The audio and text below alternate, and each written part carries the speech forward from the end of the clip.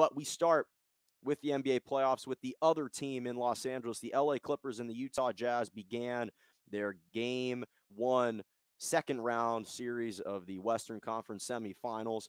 And to me, I was actually, first of all, let me just say, to the Clippers' credit, I was impressed that they even made this a ball game, given the emotional atmosphere and how emotionally taxed they may have been coming off that Game 7 win against the Dallas Mavericks. For them to come out in this fashion from the jump and have that carryover from Game 7 immediately through the first half was extremely impressive.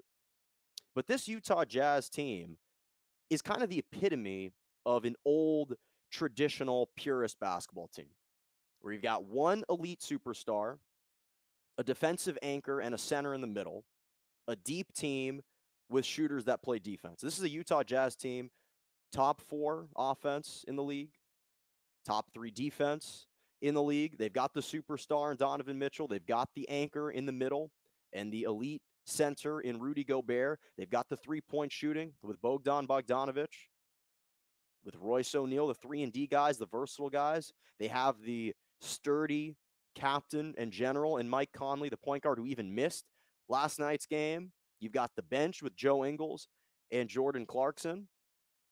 And I've always loved this Utah Jazz team, and I always felt that they were an underrated team, not to the point where I thought they'd finish with the best record in the NBA. But you look at this team last year and you said to yourself, well, they took the Denver Nuggets 7 games without Bogdan Bogdanovic.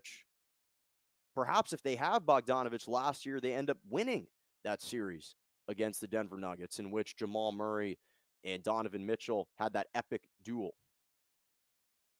And so when I think about this Utah Jazz team, I love the makeup of this team. They have the complexion needed to win an NBA championship from a different era. Now, it's not to suggest that they can't win it now, but here's what they do have going for them.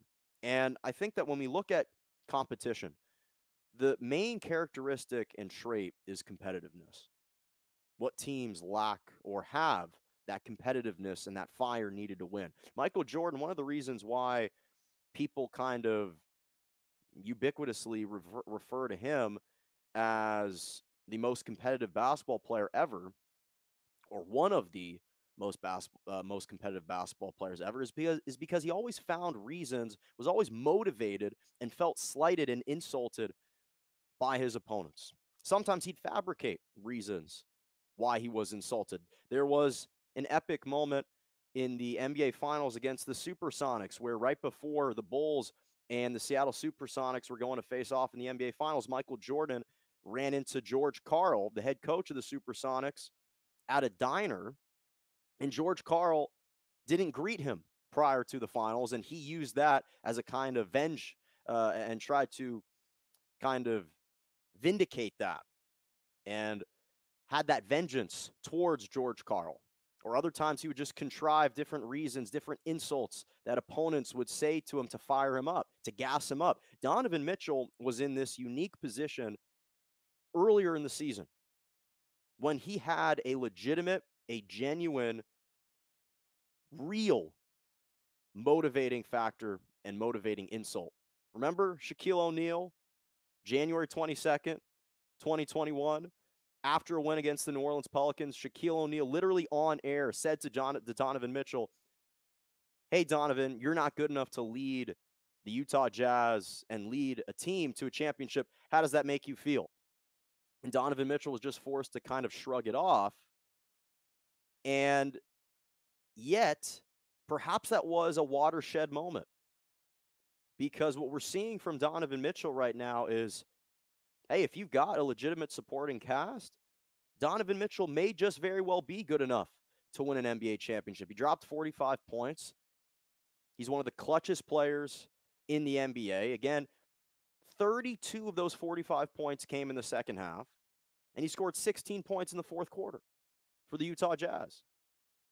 And it's perhaps that moment that lit that fire for Donovan Mitchell when Shaq blasted him publicly. The NBA on TNT is a nationally syndicated show, and he called him out and said, you are not good enough. And Donovan Mitchell has responded and has been on this campaign this entire seaon to not only debunk and dispel that notion, but to earn the respect not only of Shaq, Barkley, Kenny Smith, EJ, the entire league, that, hey, listen, whether or not you believe I'm good enough or the Utah Jazz as a team are good enough to win an NBA championship, I am a good enough basketball player to carry the load and lead us to the promised land. I don't know if it'll happen, but game one was a beautiful indication of perhaps that possibility given the depth of this Utah Jazz team. And then you think about this as well. The Utah Jazz haven't lost a game since Donovan Mitchell's played. He's undefeated this postseason, 5-0. They beat the Memphis Grizzlies in all 4 games that Donovan Mitchell played in. Now, again, granted, it's the Memphis Grizzlies, and it's only 5 games. It's a small sample size, but a strong sample size so far if you're Donovan Mitchell. And he's averaged, this is the crazy thing, Donovan Mitchell's in his 4th year in the NBA. He's averaged the 3rd most points per game on average in the playoffs among active players at 28.1 points per game. And that actually ranks 5th all time for most average points per game in the playoffs. 5th all time with a minimum of 25 playoff games. That's crazy. That is absolutely crazy to me. Apologies for that. Amber alert right in the middle of the show. Always has to happen right in the middle of the show. But that's the crazy thing about Donovan Mitchell. He's already putting up these numbers, and he's only in his 4th year. And then you think about this. We talked about the clutchness, obviously the 45 points. Remember when he scored 38 points in 2018, the 2017-2018 season, to knock out OKC with Russell Westbrook and Paul George in their first run at it? He dropped 38 points in Game 5 to seal that series. That was his rookie year. So I think that he is a superstar. I've said that before. And then when you shift to the Clippers, the crazy thing is their success relies on Kawhi Leonard's production, specifically in the 4th quarter. In Kawhi Leonard's campaign this year for the LA Clippers, the 4 games that they won against the Dallas Mavericks, ironically, 3 of them were on the road. The last one, Game 7, was at home. He didn't miss a single shot in the 4th quarter. 11 for 11 from the floor, 3 for 3 from the three-point line, 6 for 6 from the free throw line. In all 4 games that the Clippers won, Kawhi Leonard did not miss a shot in the 4th quarter. Now, last night, he still played pretty well in the 4th quarter, 8 points, 4 for 6 shooting. But what was the game defined by? It was defined by that final possession of the game. You're Kawhi Leonard. Paul George gives you the ball.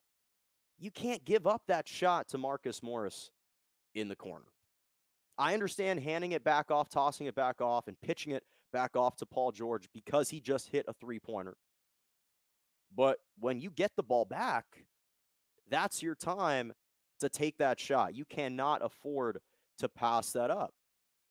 And speaking of Paul George, I will give him credit for bouncing back in Game 6 and 7 against the Mavericks. He has been starting to wear off this stigma placed on him with this playoff P that he can't perform. But I will say this, I think that the Demons are still back in Utah because, yes, he scored 20 points, but he was 4 for 17 from the floor, and he missed 12 of his first 14 shots. 12 of his first 14 shots he missed. Now, I will give him credit. He scored 13 points in the 4th quarter, which is big.